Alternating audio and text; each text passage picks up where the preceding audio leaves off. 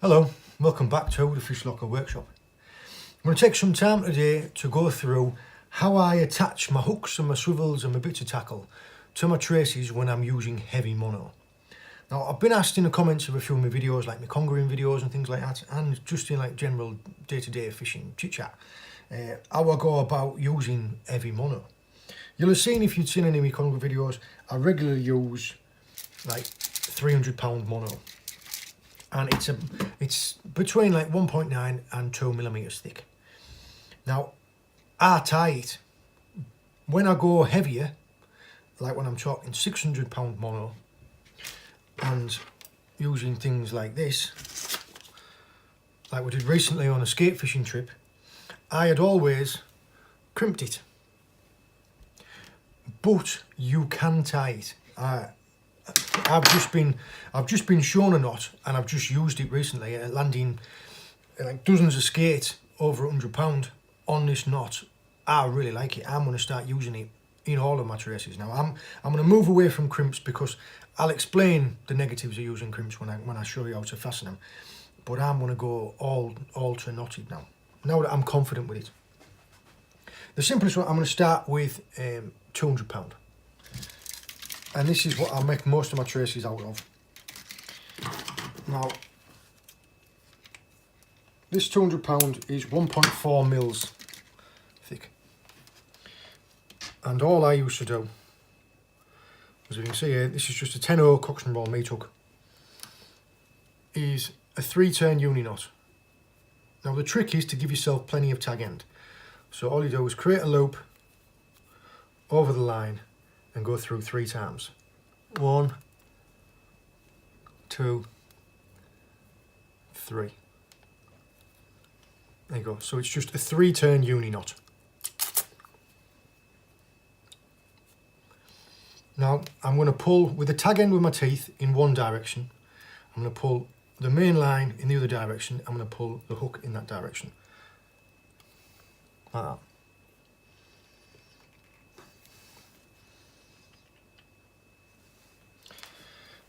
Now that there, I have absolutely no problem fishing for conger eels with that. I've landed multiple eels over 50 pound with that knot in this line. That for me, all you have to do is you have to make sure you give it a good cinch down, lubricate the knot and cinch it down. That there, 3-turn uni knot, 200 pound mono, that's fine. If you're going to go any heavier, that will go to the 300 pound triple fish. Here's one that I've already started making.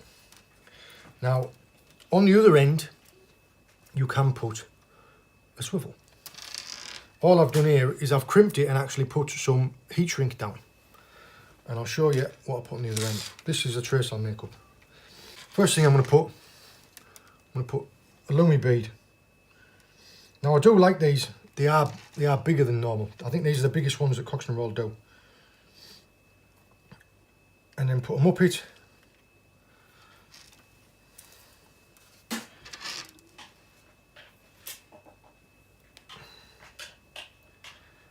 This is slightly harder.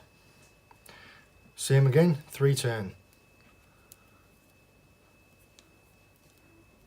You see how, with it being slightly more rigid, 2, 3. You're having trouble. If you just take your time, well lubricated, and pulling in 3 directions, this way with the tag end, that way with the main line, and that way with the hook.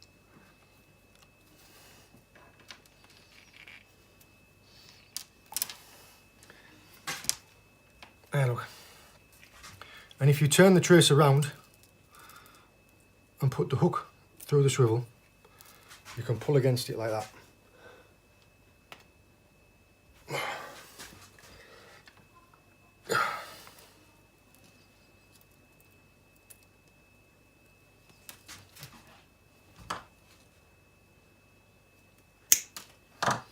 There, look. As long as it goes down nice and neat and it's well lubricated, that is strong. if you aren't, there, look, that's ready to use. If you aren't confident with tying it, you can use crimps. And all I would recommend to do there is, whatever the diameter of the line is, like say for instance this one here says it's 1.9 millimeters. When you buy crimps, you can buy them like that. See there it says suitable for 250 to 300 pound mono, 1.8 to 1.9 millimeters. So you just match them up. Doesn't matter what it is. This is 1.4, so you just find crimps that'll fit 1.4.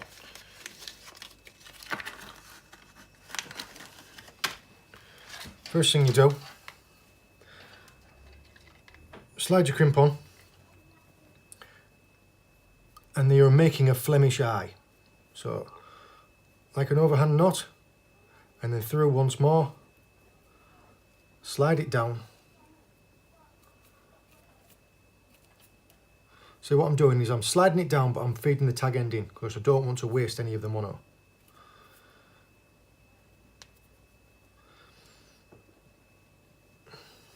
Once you've tightened it down, take your crimp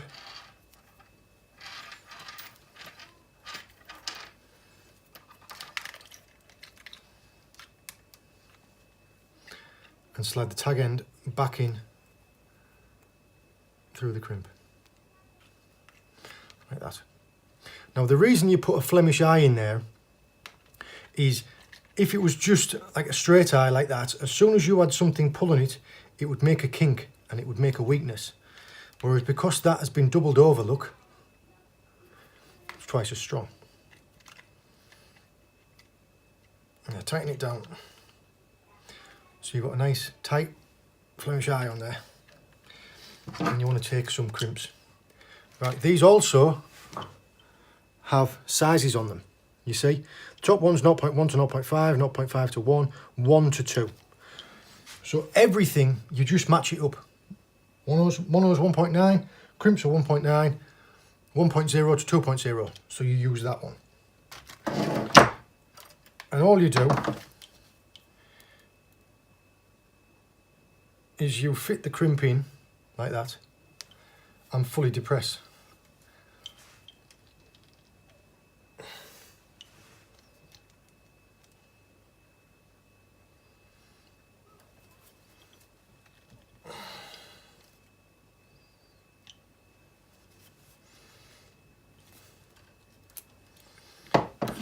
Like that. See, I did 3 crimps in there because 3 crimps would fit. And then all you do is you take off your tag end. Now what I'll do is I'll spend some time flattening that off, because what this does is if you leave a tag end on there, all it is it's something for that to catch in. But there you go. The only problem with using crimps is you now have a rigid piece in there. So if you've had the trace a while, or you've had a fish that's just hooked in the hook and that's outside of its mouth, it's got a rigid piece to turn against.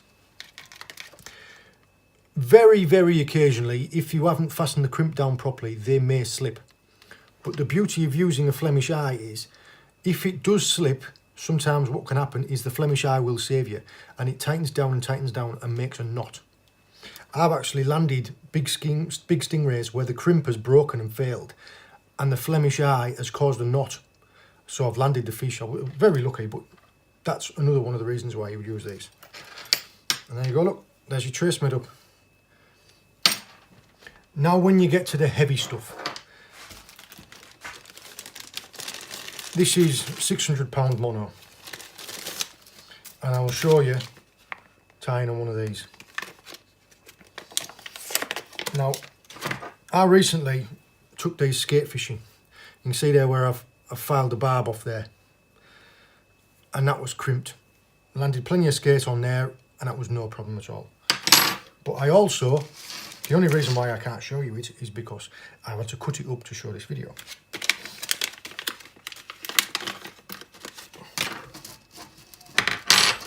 Right, I'm going to take a section of this 600 mono. You can see immediately how much more rigid it is. Right.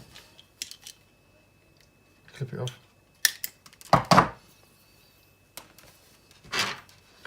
I always knew this knot as a noose knot, and it's just a variation of that, and it was taught to me by Kevin McKay on Size Matters. Right, put it up out of the way. Take your hook, pass your line up through the ivy hook like that. Right, now giving yourself plenty of tag end, what you need to do is you need to get hold of it and then hold the line like that. And then take your tag end round your thumb twice. So once, twice, and then go up underneath like that. And all you're going to do is pull this all the way up and then slide this knot off. That is your knot. And all you need to do is gently tighten it down until you end up with a small knot. Right, now lubricate it. You're now going to slide it down to the eye like that. What you want to be careful of is that you don't let that loop go over the eye when you're tightening it. So when you get it down to the eye, you need to pull tight on the main line and tight on the tag end.